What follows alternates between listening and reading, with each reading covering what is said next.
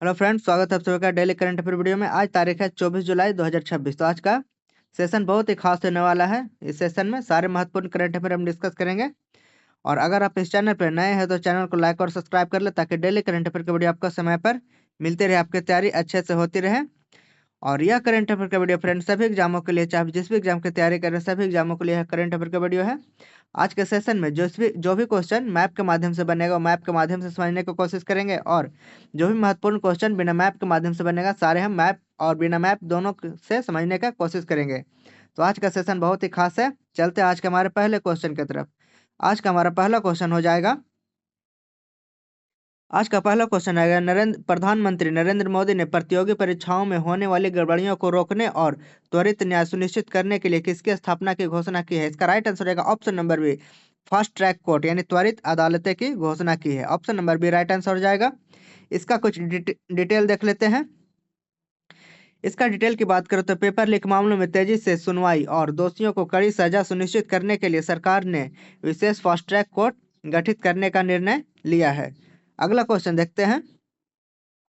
अगला क्वेश्चन हमारा हो जाएगा, उत्तर अफ्रीका के सबसे ऊंचे पर्वत माउंट टोबकल को फतह करने वाले एशिया के सबसे कम उम्र की पर्वतारोही कौन बनी? इसका राइट आंसर रहेगा ऑप्शन नंबर बी, इया क्रिस। इया क्रिस है जो उत्तर अफ्रीका की सबसे ऊंची चोटी माउंट टोबकल, जो उत्तर अफ्रीका में स्थित है, इसको फतह करने वाली सबसे कम उम्र की बन गई है इया क्रिस। Option number B right answer हो जाएगा। इसका कुछ डिटेल देख लेते हैं। ये रिपीट हो गया फ्रेंड्स, इसका कुछ और डिटेल देख लेते हैं। अगर अफ्रीका की बात करें तो अफ्रीका के सबसे ऊंचे पर्वत माउंट किलिमंजारो है। अफ्रीका के सबसे ऊंचा पर्वत है माउंट किलिमंजारो। और उत्तर अफ्रीका की सबसे ऊंची शिखर है माउंट टोबकल। इसी को फतह किया गया है इया क्रिस के द्वारा। और माउंट टोबकल की बात करें तो माउंट टोबकल मोरक्को मोरक्को में स्थित है। यह एटलस पर्वतमाला मोरक्को और पूरे उत्तरी अफ्रीका की सबसे ऊंची चोटी है। यानी उत्तरी अफ्रीका की सबसे ऊंची चोटी मोरक्को और उत्तरी अफ्रीका की सबसे ऊंची चोटी है, जिसकी ऊंचाई है 4167 मीटर। इसका कुछ और डिटेल देख लेते हैं। जैसे मैप में देख सकते हैं फ्रेंड्स, ये हमारा अफ्रीका अफ्रीका महाद्वीप है, अफ्रीका कॉन्टिनेंट है। यह अफ्रीका के उत्तर में यहाँ स्थित उत्तरी अफ्रीका है। देख सकते हैं मोरक्को, यहीं पे स्थित है माउंट टोबकल। इसका कुछ और डिटेल देख लेते हैं।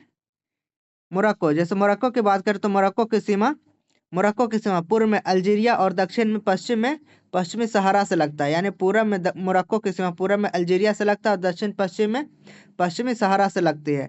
इसके अलावा उत्तरी तट पर स्पेन के दो छोटे क्षेत्र सियूटा और मेलिला मेलिला भी मोरक्को से सीमा जुड़े हैं। समुद्री सीमा की बात करें तो उत्तर में जिब्राल्टर जलडमरूमद यानी जिब्राल्टर स्ट्रेट के पार स्पेन और पुर्तगाल स्थित है। इसकी राजधानी बात करें मोरक्को का तो रबात हो जाएगा इसकी राजधानी। और यहाँ की करेंसी की बात करें तो करेंसी हो जाएगा मोरक्कन दिरहम। और यहाँ लैंग्वेज की बात करें मोरक्को का तो अरबी और फ्रांसीसी मोरक्को का लैंग्वेज है। और इसका देख लेते हैं। अगर इसका मैप की बात करें, समझने की कोशिश करेंगे मैप से, तो देख सकते हैं हमारा मोरक्को है।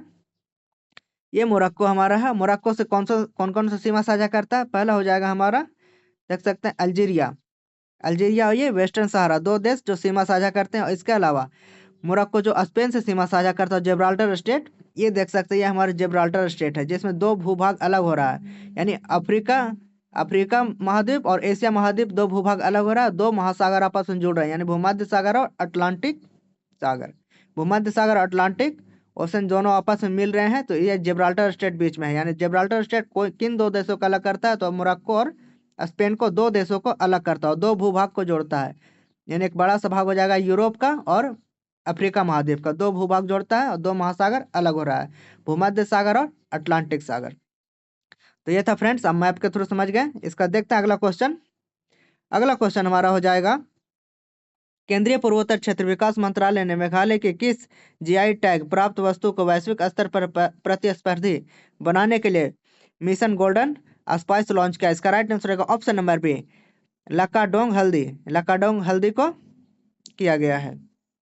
प्रतिस्पर्धी बनाने के लिए मिशन गोल्डन स्पाइस लॉन्च किया गया है। इसका कुछ डिटेल देख लेते हैं।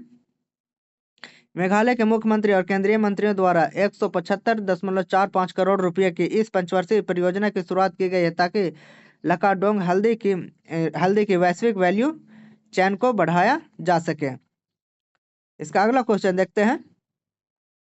अगला क्वेश्चन हमारा हो जाएगा ऑटोमोबाइल्स के लिए PLI योजना के तहत किस राज्य ने देश के सबसे अधिक विनिर्माण इकाइयां स्थापित करके शीर्ष स्थान हासिल किया? इसका राइट आंसर रहेगा ऑप्शन नंबर सी।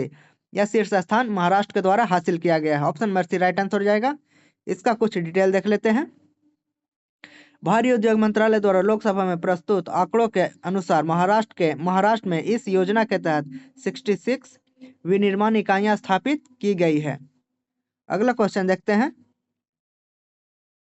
अगला क्वेश्चन हमारा हो जाएगा इसरो के विक्रम साराभाई अंतरिक्ष केंद्र ने पर्यावरण अनुकूल और अगली पीढ़ी की किस तकनीक को विकसित करने के लिए CSIR IICT के साथ समझौता किया है? यानी कौन से तकनीक अपनाने के लिए यह किसके साथ अपना समझौता किया है? CSIR IICT के साथ कौन समझौता किया है? तो इसका राइट आंसर हो जाएगा option number B. Blowing agent technology ने CSIR IICT के साथ समझौता किया है। तो किसके लिए समझौता किया है? तो इसरो विक्रम साराभाई अंतरिक्ष केंद्र ने पर्यावरण अनुकूलन और अगली पीढ़ी की किस तकनीक को विकसित करने के लिए? तो इसका राइट आंसर रहेगा ब्लोइंग एजेंट टेक्नोलॉजी को विकसित करने के लिए CSIR IICT के साथ समझौता किया है। Option number B right answer हो जाएगा। इसका कुछ डिटेल देख लेते हैं। इसके डिटेल की बात करें तो इस रणनीतिक साझेदारी का उद्देश्य आयातित फ्लोरोकेमिकल्स पर भारत की निर्भरता को कम करना और स्वदेशी अंतरिक्ष सामग्री अनुसंधान को बढ़ावा देना है। अगला क्वेश्चन देखते हैं। इसका कुछ और डिटेल देख लेते हैं इसरो से रिलेटेड। अगर इसरो की बात करें तो भारतीय अंतरिक्ष अनुसंधान संगठन यानी इसरो भारत की राष्ट्रीय अंतरिक्ष एजेंसी जिसकी स्थापना 15 अगस्त 1969 को हुआ था। यानी इसरो की स्थापना 15 अगस्त 1969 को हुआ था। 69 को डॉक्टर विक्रम साराभाई के द्वारा की गई थी। इसका मुख्यालय बेंगलुरु कर्नाटका में स्थित है। और भारतीय अंतरिक्ष अनुसंधान संगठन इसरो के वर्तमान अध्यक्ष कौन सा है? यानी चेयरमैन डॉक्टर वी नारायणन है, वर्तमान में इसरो के अध्यक्ष हैं। अगला क्वेश्चन देखते हैं। अगला क्वेश्चन हमारा हो जाएगा लाल सागर क्षेत्र में हाल ही में किस विद्रोही संगठन द्वारा तेल टैंकरों को निशाना बनाए जाने के बाद वैश्विक व्यापार मार्ग प्रभावित हुआ? इसका राइट आंसर हो जाएगा ऑप्शन नंबर ए हुती विद्रोही के द्वारा लाल सागर में जो तेल का टैंकर आ रहा है तो उसमें निशाना बनाया गया जिसके बाद वैश्विक व्यापार मार्ग प्रभावित हुआ है। Option number A right answer हो जाएगा। इसका कुछ डिटेल देख लेते हैं। इसका डिटेल हो जाएगा यमन समर्थित हुती विद्रोहियों द्वारा लाल सागर में तेल टैंकरों पर हमले किए जाने के बाद कई जहाजों को अपना मार्ग बदलना पड़ा, जिससे ऊर्जा आपूर्ति को लेकर चिंताएं बढ़ गई है। अगला क्वेश्चन देखते हैं।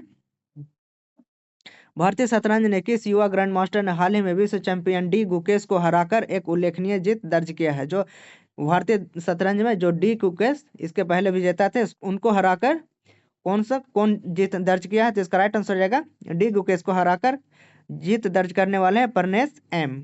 Option number B right answer हो जाएगा। इसका कुछ डिटेल देख लेते हैं। भारतीय ग्रैंड मास्टर प्रनेश एम ने शानदार खेल का प्रदर्शन करते हुए विश्व शतरंज चैंपियन डी गुकेश को मात दिया यानी हरा दिया है।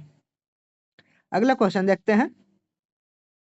अगला क्वेश्चन हमारा हो जाएगा किस देश के साथ भारतीय विदेश मंत्री एस जयशंकर ने रूस यात्रा के दौरान भारतीय नाविकों और जहाजों की सुरक्षा को लेकर उच्च स्तरीय चर्चा की है? इसका राइट आंसर रहेगा ऑप्शन नंबर बी यानी रूस के साथ जो यूक्रेन का था ओडेसा पोर्ट, वहां पे रूस के द्वारा हमला किया गया था जिसमें 4 नाविकों की मौत हो गई थी, जिससे भारत के विदेश मंत्री एस जयशंकर ने वहां के रूस के विदेश मंत्री से बातचीत की, उच्च स्तरीय वार्ता की है।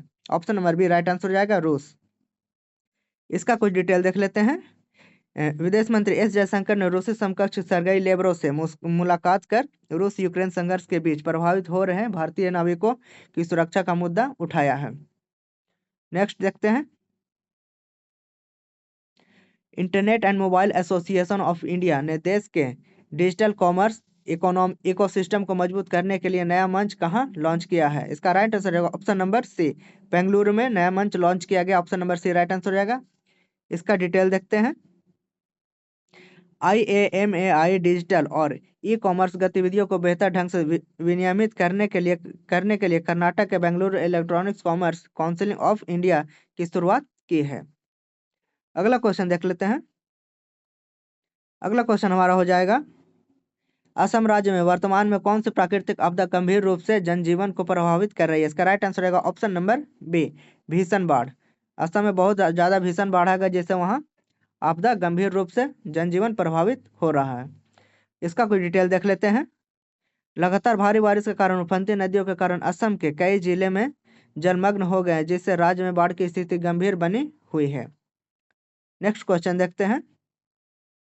World brain day, brain health day हर साल कब मनाया जाता है? यहाँ ब्रेन कर लीजिएगा, ब्रांड हो गया है, ब्रेन कर लीजिएगा, BRAIN, brain day. World brain day हर साल कब मनाया जाता है? इसका राइट आंसर रहेगा 22 जुलाई को वर्ल्ड ब्रेन डे मनाया जाता है। नेक्स्ट देखते हैं।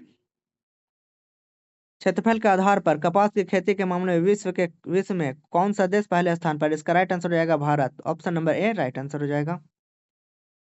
अगला क्वेश्चन देखते हैं।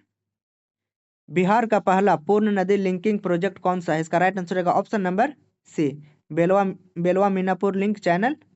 इसका राइट आंसर रहेगा जो बिहार का पहला पूर्ण नदी लिंक प्रोजेक्ट है। तो फ्रेंड्स, ये था आज का हमारा वीडियो। आपको कैसा लगा जरूर बताएं। इसी तरह के वीडियो के लिए चैनल को लाइक और सब्सक्राइब कर ले। धन्यवाद। मिलते हैं नेक्स्ट डे करंट अफेयर के साथ। Thank you.